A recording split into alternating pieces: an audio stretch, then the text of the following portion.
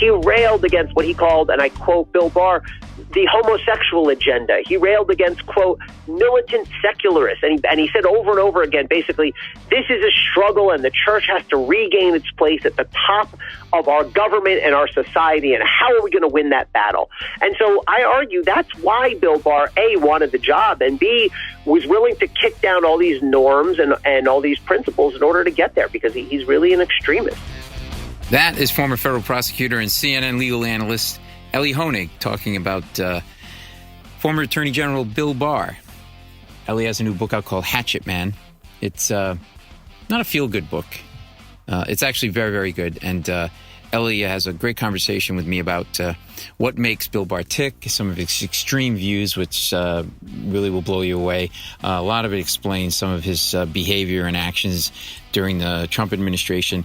So really cool conversation with Elie. Glad to have him on. On a different note, we need to stop with these requests from companies and businesses for surveys after I buy a product. Every single product I buy now, I somehow get a text or an email requesting me to answer how I liked the experience of buying the product, okay? I don't want to get a coffee at Dunkin' Donuts and then have to fill out a 7-page survey about my experience. You know what my experience was with your product?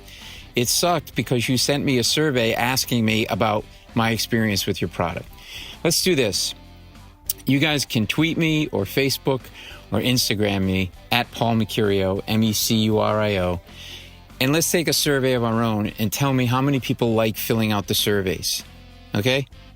So send me some of your thoughts at Paul Mecurio on Instagram, Twitter, or Facebook, and enjoy Elie Honig. My guest this week worked as a federal and state prosecutor for 14 years and prosecuted and tried cases involving violent crime, human trafficking, public corruption, and more.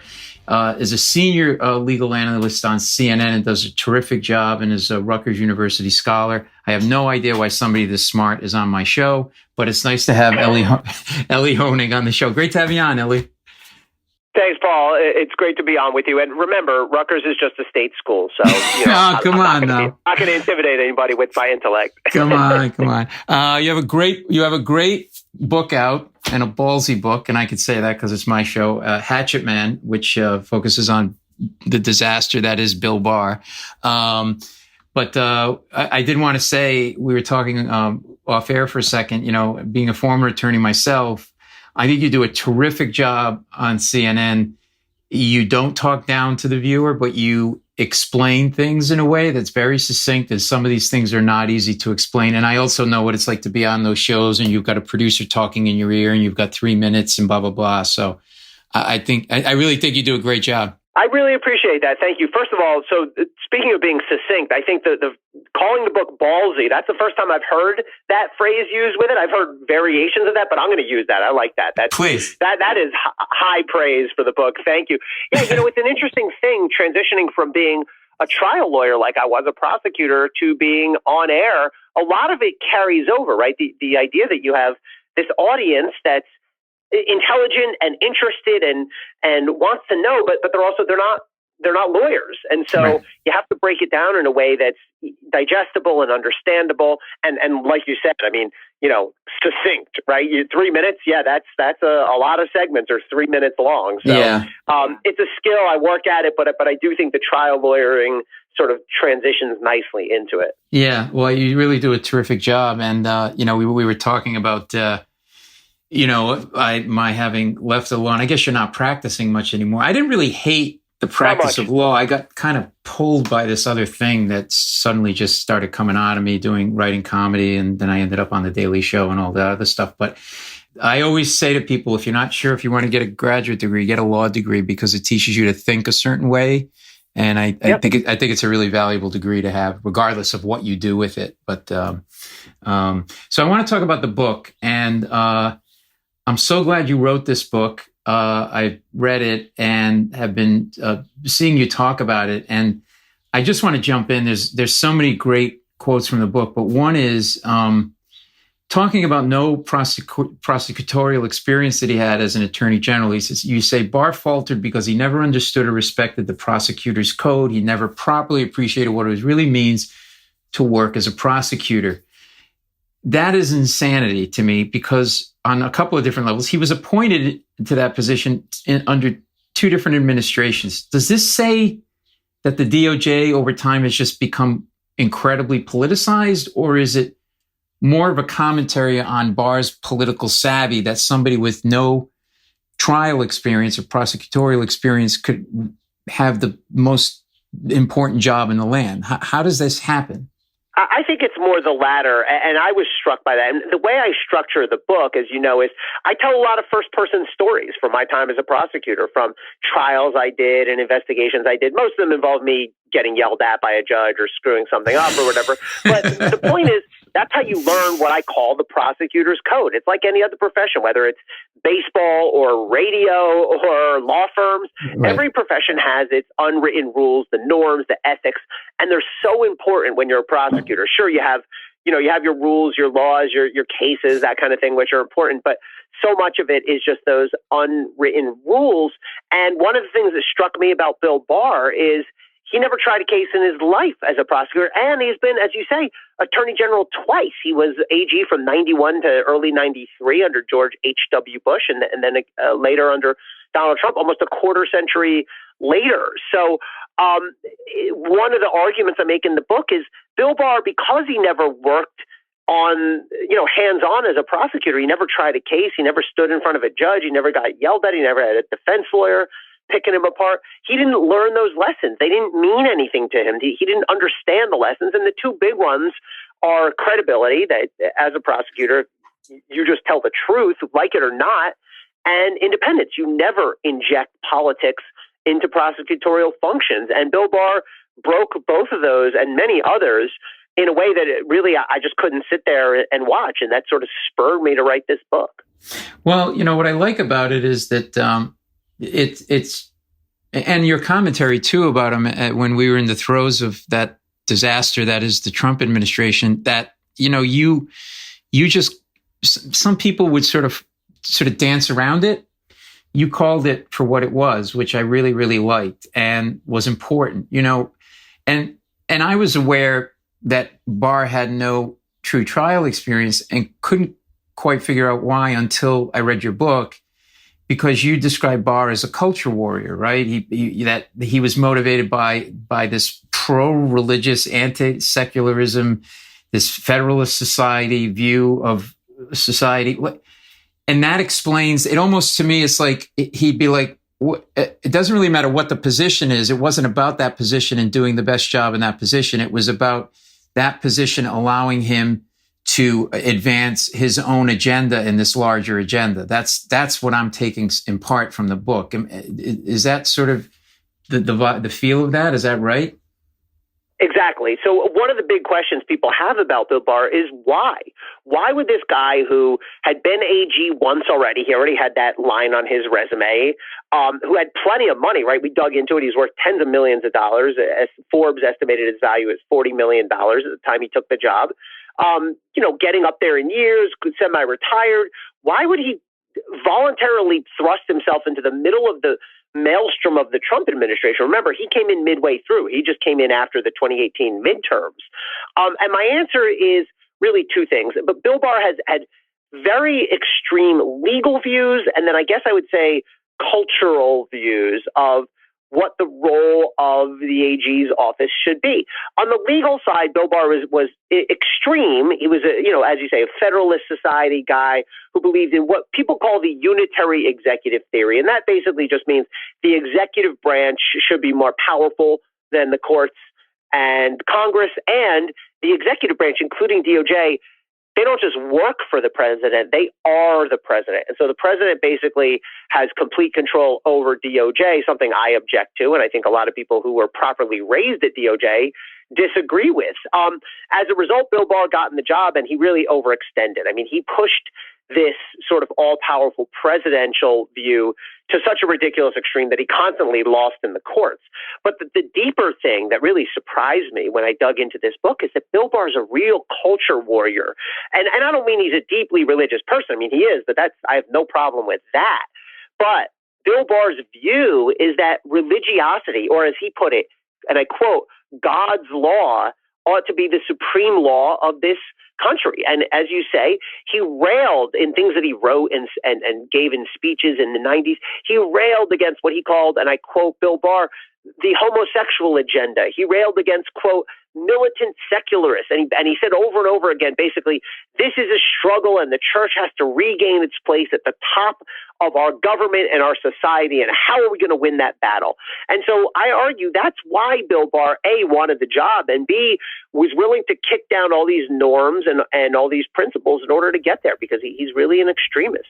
And he found a bedfellow in Trump, who clearly had a view of the presidency unlike anyone else in that sense. And it's funny, because you say, he had extreme views. I mean, just his whole career has been highlights. In 1992, he launched a surveillance program to gather records of innocent Americans' international phone calls. He wrote this famous report, The Case for More Incarceration, which argued for increased incarceration rates and the creation of a national program to construct more prisons, and just had this horrible quote about the benefits of increased incarceration would be enjoyed disproportionately by Black Americans. I don't know anyone who goes to prison for the first time. By the time you go to prison, you're a pretty bad guy. Like, there is a clearly white male agenda that goes along with this idea of a powerful executive branch. Where does this come from? Because in some of my research on him, it's hard for me. You can track where he went to school and so forth. He kind of had a similar schooling that you or I did. But where does these extremist views come from? The hints are out there, and you found you just talked about some of them. We found some others in the things that he wrote and said sort of early on in his career. I think it comes from the way you're brought up. I think, I was asked a very straightforward question on one of my TV appearances that sort of took me aback, but they said, do you argue that Bill Barr has personality defects? And I said, yeah, I do. That's exactly what I say, right? Exactly. Being a liar is a personality defect. Being willing to break the rules for your own agenda is a personality defect. And the other thing that I think is worth noting is, Bill Barr has this way of sort of sliding under the radar a bit or getting away with it more than others. Because if you think about who are the biggest enablers of Donald Trump and Donald Trump's sort of malfeasance, you think of the people who are in your face, wagging their fingers, screaming, the bomb throwers, right? The Jim Jordans, the Marjorie Taylor Greens, the Rudys, right? The outrageous circus-like figures. Bill Barr is none of those things. He is soft-spoken. He looks the part of the sort of dignified attorney general. He knows how to dress up his legal briefs so they look official and smart, which they're not always smart. They're always official, but they're not always smart. Right. And so, I say in the book, he has this veneer of intellectualism, which is quite easily pierced, and I do in the book. And he also has this sort of, I refrain from commenting on the guy's looks in the book, except I do point out he has this hangdog demeanor. He has this sort of like harmless, oh, woe is me kind of look to him. And I think for that reason, he slides under the radar and got away with a lot more. But really, what he did is way more dangerous and damaging than even, let's take Jim Jordan, right? A guy who screams and wags his finger and struts around. Because Jim Jordan's just a congressman. Congressmen have a lot of power, but they're one of 500 or 435, I guess is the number. But Bill Barr was the Attorney General of the United States. You have way more power as the AG than Jim Jordan will ever have as a member of Congress. So it's even worse when Bill Barr does this. Yeah, and he, in a lot of the ways like Newt Gingrich, there's a subtlety and a nuance to what they do, which is much more frightening and damaging because, look, go back to 92, 90, and he's a product. He basically got out of law school and was pretty much in the DC tank, right? So he knows that town. He knows, the Jim Jordans and the Marjorie Taylor Greens, they're these yahoos that kind of come in and scream and post a lot of things on Twitter. They're not really playing the game the way it needs to be played. The scary thing is he knows how to play that game. This is a guy who, obviously, when he took any of the teeth out of the Mueller investigation, right? But at the same time, he lambasted, Ken Starr's investigation of the Whitewater controversy. So, everybody has a short memory in DC. He knows how to play this game. And you say that he's upset our constitutional balance of powers, rendering the president unaccountable and untouchable. How do we get back? Do we get this back? What is the fix? I know you have a chapter where you set out 9 things the DOJ has to do, but has he done damage for good to our system? So first of all, he really is. It's interesting that you harken back to the 90s because you and I are probably about the same age. And I remember the emergence of the 1990s, the Newt Gingrich style culture warrior. And Bill Barr brings a lot of that. And like you say, he knows how to push and pull all the levers of power. I mean, the way he got the job the second time as AG is he wrote this memo, unsolicited, nobody asked him, but he knew what it would do, basically saying, in my view, the Mueller investigation is fatally misconceived, was his exact quote, fatally meaning dead. Sure enough, Donald Trump got wind of that. Sure enough, Donald Trump's eyes lit up. He said, there's my guy. And sure enough, that's exactly what Bill Barr did. So he knew how to pull those levers of power in D.C. Bill Barr has absolutely done lasting, long-term damage to DOJ. That said, I have faith that DOJ can and will eventually regain its footing. I do lay out a bunch of policy prescriptions. They need to change this policy and have that law, adopted. But really more important, and I close the book on this, is DOJ needs to just get back to its core principles. And a lot of that involves just hiring better people. I talk about humility. Humility is a big thing that you learn. I learn, and I give a couple of trial stories, things where I had disappointments at trial. And I tell a story at the end about a famous mob case that I did where we didn't get a conviction, John Gotti Jr. And I was sort of crestfallen about that. And I tell the story of how that happened. And I went in to talk to the judge, which was a thing we did in New York. And the judge said, look, you guys put on a great case. He said, but the jury just wasn't having it. And because it was the 4th trial of John Gotti Jr., among other reasons. Right. He said, and you know what? He said, it's not about you, and it's not about your one-loss record and your ego. It's about the system. You're part of a system here. The jury rendered its verdict, and we respect that. And he said, take it as a lesson in humility, and a little humility can be a good thing now and then. And that sort of harkened back to a lesson I learned in my very first trial. And Bill Barr really, really lacked in humility. I mean, he's incredibly arrogant. The things he said, the positions he took, the way he would scoff at the media. Remember, history is written by the winners. Right. The way he went into an interview with Wolf Blitzer, which you may remember shortly before the election, and lied about election fraud and was very sort of condescending and scoffed at Wolf. I was screaming. I was screaming at the television at that point. Like I literally said, "You're our Attorney General. What are you talking about?" Yeah. I was like, "Why are you yelling?" I'm like, "I've lost my mind." And when Wolf appropriately pushed back and said, "What's your proof for any of this?" Bill Barr didn't have any. He just said, "Well, it's just stuff I know." Right. But Bill Barr also approached the job with this arrogance that he is in charge. He's the Attorney General, but he can't. That doesn't empower you to lie. It doesn't empower you to cut the knees out from the prosecutors who handle the cases. And he got to the point at the end where he was openly sort of attacking his own prosecutors. At one point he said, I don't know who these folks think they are. This isn't a Montessori nursery school where everyone gets to have a say. Right. Really arrogant stuff. And I think that really sort of impacted the way he did the job. Well, I think a lot of this for me is, to quote a nice Jersey boy, Bruce Springsteen, all men want to be rich and rich men want to be king, right? Like it's never enough, right? The king ain't satisfied till he rules everything. And, so he figured out the system, then he comes in as a young attorney, and then you go through the system, and then all of a sudden you're Attorney General under Bush, and then you're like, oh, and then he sees that there's more power grabs, more and more and more and more. So now he's with this psychotic individual in Trump who literally wants to sort of, overthrow the government and turn this back into become king again.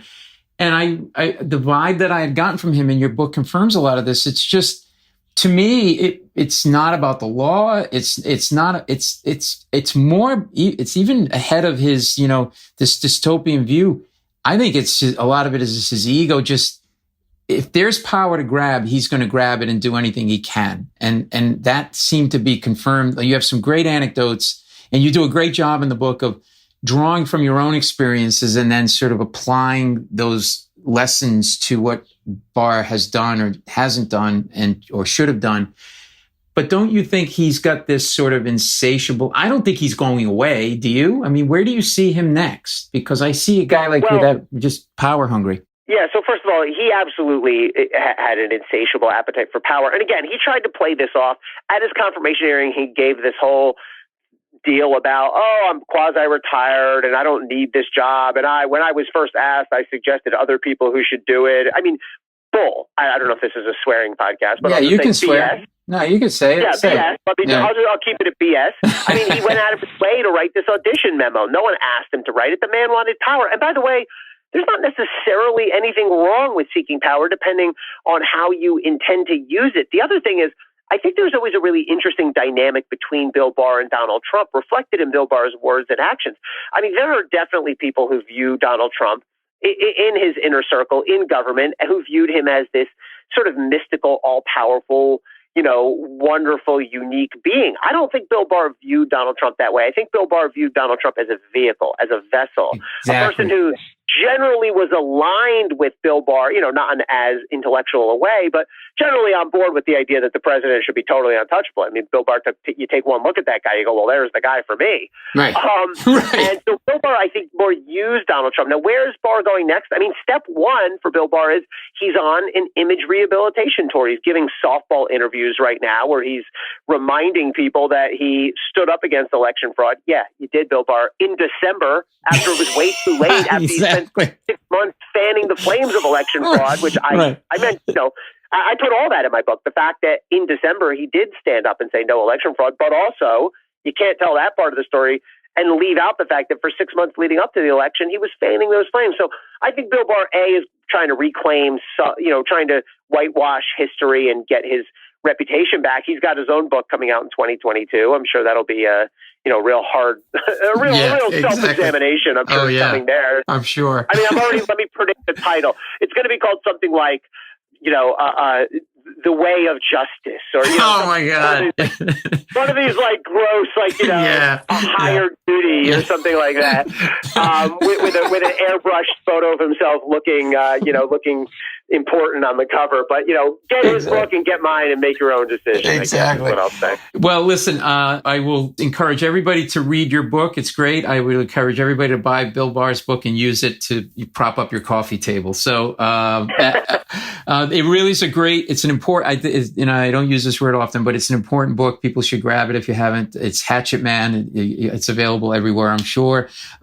Keep up your great work on CNN as a legal analyst. You do great work, and we'll have you back on again. I'd love to talk to you some more and just check in with you from time to time when the world is blowing up, and we can, as a couple of lawyers, we can, go back and forth and see if we can come up with any answers to this crazy stuff that's going on. But love to have you back on again soon.